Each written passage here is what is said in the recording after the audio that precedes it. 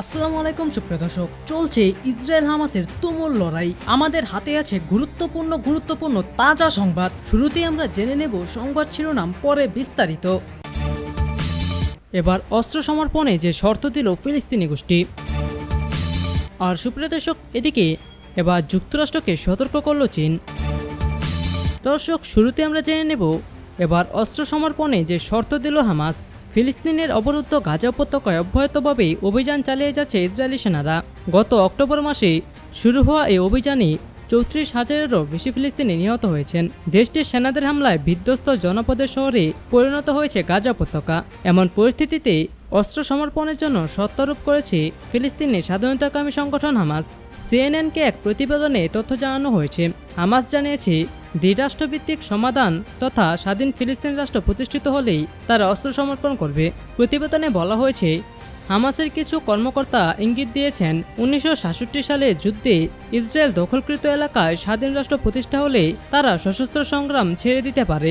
CNN জানিয়েছে, হামাসের কিছু কর্মকর্তার এমন বার্তা তাদের কিছুটা নমনীয়তার ইঙ্গিত দিচ্ছে, কারণ গাজার নিয়ন্ত্রণে থাকা এই গোষ্ঠীটি দীর্ঘদিন ধরেই ইসরায়েলকে ধ্বংস করার আহ্বান জানিয়ে আসছে।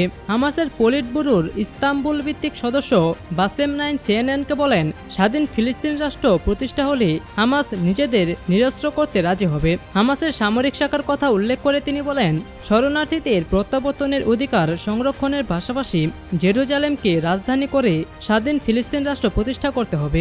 এমনটি করা হলে আল কাসেম ব্রিগেডকে জাতীয় সেনাবাহিনীতে একীভূত করা যেতে পারে। হামাস বরাবরই দ্বিরাষ্ট্রভিত্তিক সমাধানকে প্রত্যাখ্যান করে আসছে। এ নীতি অনুযায়ী ইসরায়েলের পাশাপাশি একটি ফিলিস্তিন রাষ্ট্র প্রতিষ্ঠিত থাকবে। এর বদলে হামাসের দাবি হলো, সমস্ত ঐতিহাসিক ফিলিস্তিনি ভূখণ্ডে ফিলিস্তিনি রাষ্ট্র গঠন করতে হবে। প্যালেস্তাইন ন্যাশনাল ইনিশিয়েটিভের প্রেসিডেন্ট মুস্তাফা বারগোইতি বলেন, হামাসের অস্ত্র সমর্পণের প্রস্তাবের বিষয়টি তার জানা নেই। তিনি বলেন, এটি সত্য হলে তা একটি গুরুত্বপূর্ণ পদক্ষেপ হবে। অন্যদিকে হামাসের এক শীর্ষ কর্মকর্তার বরাতে এপি জানিয়েছে, ফিলিস্তিনের এই গোষ্ঠীটি ইসরায়েলের সঙ্গে 5 বছর বা তারও বেশি সময়ের জন্য যুদ্ধবিরতির বিষয়ে সম্মত হতে ইচ্ছুক। 1967 সালের আগের সীমান্ত অনুযায়ী স্বাধীন ফিলিস্তিনি রাষ্ট্র প্রতিষ্ঠা হলে তারা অস্ত্র সমর্পণ ও রাজনৈতিক দলে রূপান্তরিত হতে আগ্রহী বলেও জানান তিনি। আর সুপ্রিয় দর্শক, এদিকে এবার যুক্তরাষ্ট্রকে সতর্ক করল চীন। চীন বলছে, যুক্তরাষ্ট্র যেন তার সীমা মেনে চলে, কোনোভাবেই যেন চীনের স্বার্থের গণ্ডিতে পা না দেয়। বেজিংয়ে দুই দেশের শীর্ষ কূটনীতিকদের বৈঠকে চীনের পররাষ্ট্রমন্ত্রী ওয়াং ই মার্কিন পররাষ্ট্রমন্ত্রী অ্যান্টনি ব্লিংকেনকে এভাবেই হুঁশিয়ারি করেন। ওয়াং যুক্তরাষ্ট্রের হস্তক্ষেপের সীমারেখা টেনে দেন। একে তিনি লাল রেখা বলে অভিহিত করেন। তিনি বলেন, যুক্তরাষ্ট্র যেন এ লাল রেখায় পা না দেয়, অর্থাৎ চীনের সার্বভৌমত্ব, নিরাপত্তা ও উন্নয়নের ক্ষেত্রকে তিনি বুঝিয়েছেন, যাতে এসবের জন্য যুক্তরাষ্ট্র নাক না গলায়। বৈঠকের শুরু থেকেই তীক্ষ্ণ ভাষায় কথা বলেছিলেন তিনি। তার কথাই ছিল হুমকির সুর। তিনি প্রথমেই বলেন, চীন ও যুক্তরাষ্ট্রের কি করা উচিত?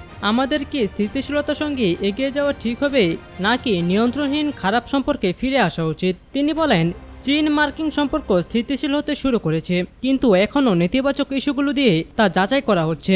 উভয় দেশই সহযোগিতা বা সংঘর্ষে লিপ্ত হতে পারে, এমনকি সরাসরি সংঘাতের দিকেও ধাবিত হতে পারে। চীনের পররাষ্ট্রমন্ত্রী বলেন, ইউএস চীন সম্পর্কে নেতিবাচক বিষয়গুলো এখনও ক্রমবর্ধমান এবং তা বাড়ছে। সম্পর্কটি সব ধরনের বাধার সম্মুখীন হচ্ছে। তিনি বলেন, চীনের বৈধ উন্নয়ন অধিকারগুলো যৌক্তিকভাবে দমন করা হয়েছে এবং আমাদের মূল স্বার্থগুলো চ্যালেঞ্জের সম্মুখীন হয়েছে। ওয়াং এই চ্যালেঞ্জগুলো নির্দিষ্ট করেননি, তবে এর মধ্যে দক্ষিণ চীন সাগরে তাদের অবস্থান, তাইওয়ানে সরকারের প্রতি মার্কিন সমর্থন, তাইওয়ানকে সামরিক সহায়তা এবং মানবাধিকার ইস্যুসহ দুটি পরাশক্তির মধ্যে বেশ কয়েকটি সংবেদনশীল পয়েন্ট রয়েছে। চীন স্বশাসিত তাইওয়ানকে একটি বিচ্ছিন্ন প্রদেশ হিসেবে দাবি করে। চীন চায় তা বেজিংয়ের নিয়ন্ত্রণে থাকবে, তবে দ্বীপটির বাসিন্দারা তাইওয়ানকে আলাদা রাষ্ট্র মনে করে। যুক্তরাষ্ট্রের বিরুদ্ধে তাদের উস্কে দেওয়ার অভিযোগ রয়েছে। এছাড়া টিকটকের বিরুদ্ধে মার্কিন পদক্ষেপেও অসন্তুষ্ট চীন। সম্প্রতি ইরান ইসরায়েল সংঘাত ঘিরেও চীন মার্কিন বিভক্তি স্পষ্ট হয়। এর মধ্যেই 1 বছরেরও কম সময়ের মধ্যে চীনে ব্লিংকেন দ্বিতীয়বার সফরে এলেন। এদিকে যুক্তরাষ্ট্রের পররাষ্ট্রমন্ত্রী অ্যান্টনি ব্লিংকেনও বৈঠক নিয়ে কথা বলেছেন। তিনি যুক্তরাষ্ট্র ও চীনের মধ্যে মতপার্থক্যের অবসানে অগ্রগতির আশাবাদ ব্যক্ত করেছেন। ওয়াংয়ের সঙ্গে বৈঠকের সূচনাতে ব্লিংকেন বলেন, তিনি খুব স্পষ্ট, খুব সরাসরি কথা বলবেন। তিনি আরও বলেন, আমাদের প্রেসিডেন্টরা যেসব বিষয়ে সম্মত হয়েছেন সেসব বিষয়ে আমরা কিছুটা এগিয়ে নেব বলে আশা করছি।